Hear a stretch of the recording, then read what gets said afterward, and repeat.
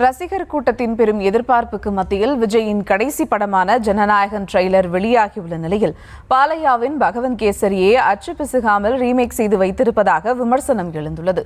கடைசி படத்தை கொண்டாட காத்திருக்கும் ரசிகர்களுக்கு ரீமேக் கதை தீனியாக அமையுமா? ஜனநாயகனின் 3 நிமிட ட்ரெய்லர் கேள்வி எழுப்ப வைத்துள்ளது. இதுவரைக்கும் இல்லாத அளவுக்கு மாசான அதிரடி ஆக்ஷன் காட்சிகளுடன் ஜனநாயகன் படத்தின் ட்ரெய்லர் ரிலீஸ் ஆனாலும் பகவந்த் கேசரி வாடை அடிப்பதை தவிர்க்க முடியவில்லை தான். நடிகரும் தாவேக தலைவருமான விஜயின் கடைசி படமான ஜனநாயகன் படம் வருகிற 9ஆம் தேதி ரிலீஸ் ஆகிறது. இந்த நிலையில் படத்தின் ட்ரெய்லர் வெளியாகியுள்ளது. லியோ படத்தை மிஞ்சும் அளவுக்கு ஆக்ஷன் காட்சிகள் நிறைந்த அதிரடியான ட்ரெய்லராக ஜனநாயகன் ரிலீஸ் ஆகியுள்ளது.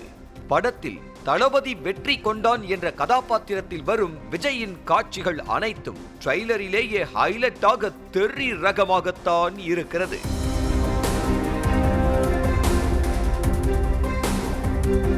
அது மட்டுமல்லாமல் ட்ரெய்லரின் கடைசியில் திரும்பி போற ஐடியாவே இல்லை என பேசும் விஜய் தனது ட்ரேட்மார்க் வசனமான ஐ அம் வெயிட்டிங் என்பதையே ஐ அம் கமிங் என தனது அரசியல் வருகையை குறிப்பிடும் வகையில் பேசியிருக்கிறார்.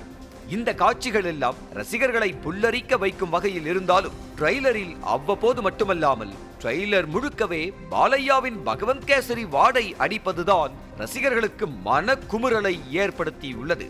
படத்தின் ஷூட்டிங் நடந்து கொண்டிருக்கும் போதே பகவந்த் கேசரியின் ரீமேக் என கிண்டலடிக்கப்பட்டு வந்த நிலையில் ஆடியோ வெளியீட்டு விழாவில் எப்படி இருந்தாலும் இது தளபதி படம் என இயக்குனர் ஹெச் வினோத் பதிலளித்திருந்தார்.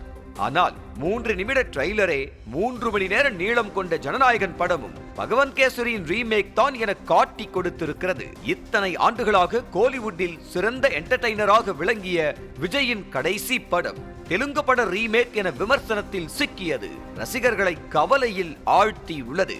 அதாவது பாலையாவின் பகவந்த் கேசரி படமும் அப்பா மகள் இடையேயான பிணைப்பை வெளிக்காட்டும் வகையில்தான் இருக்கும். ஜனநாயகனிலும் விஜயின் மகளாக மமிதா பைஜு நடித்திருக்கும் நிலையில் இருவரும் தான் கதையின் முக்கிய கதாபாத்திரங்களாக காட்டப்பட்டுள்ளனர். அதே போல பகவந்த் கேசரியில் பயத்தில் நடுங்கும் தனது மகளை ராணுவத்தில் சேர்க்க பாலையா முயற்சிப்பது போல மமிதாவை ஆர்மியில் சேர்க்க விஜய் முயற்சிக்கும் அதே காட்சியும் ஜனநாயகனில் உள்ளது. பகவந்த் கேசரி படத்திலும் போலீஸாக இருக்கும் பாலையா மகள் ஸ்ரீலீலாவுக்காக போலீஸ் வேலையில் இல்லாமல் மறைந்து வாழ்வது போல காட்டப்பட்டு இருக்கும். அதே மாதிரிதான் ஜனநாயகனிலும் விஜயின் கதாபாத்திரமும் இருக்கிறது.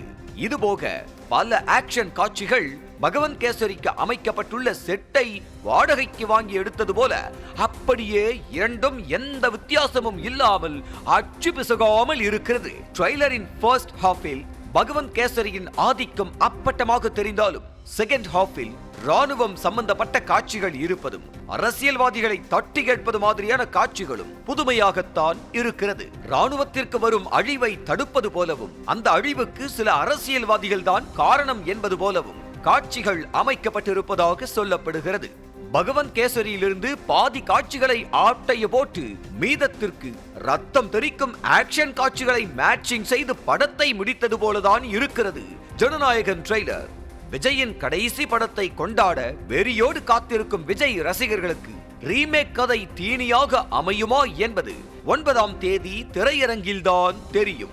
ஜனநாயகன் படத்திற்கு இன்னும் தணிக்கை சான்றிதழ் வழங்கப்படாத சூழலில் திட்டமிட்ட தேதியில் படம் ரிலீஸ் ஆகுமா என்ற சந்தேகமும் ஏற்பட்டுள்ளது. இன்னொரு பக்கம் திரையரங்கு ஒப்பந்தத்திலும் உடன்பாடு ஏற்படாமல் இருப்பதால் டிக்கெட் முன்பதிவு தொடங்குவதிலும் சிக்கல் ஏற்பட்டுள்ளது.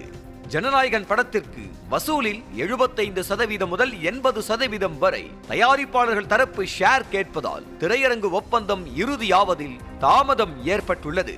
திரையரங்கு உரிமையாளர்கள் 70% வரை கொடுக்க தயாராக இருந்தும் தயாரிப்பு நிறுவனம் ஒரே பிடியாக இருப்பதால் சிக்கல் நீடித்து வருகிறது. இந்த சிக்கல்களுக்கு மத்தியில் ட்ரெய்லரிலேயே படம் ரீமேக் படம் என தெரிய வந்திருப்பதால் கடைசி படம் என்ற சுவாரஸ்யத்தை குறைத்து வருகிறது.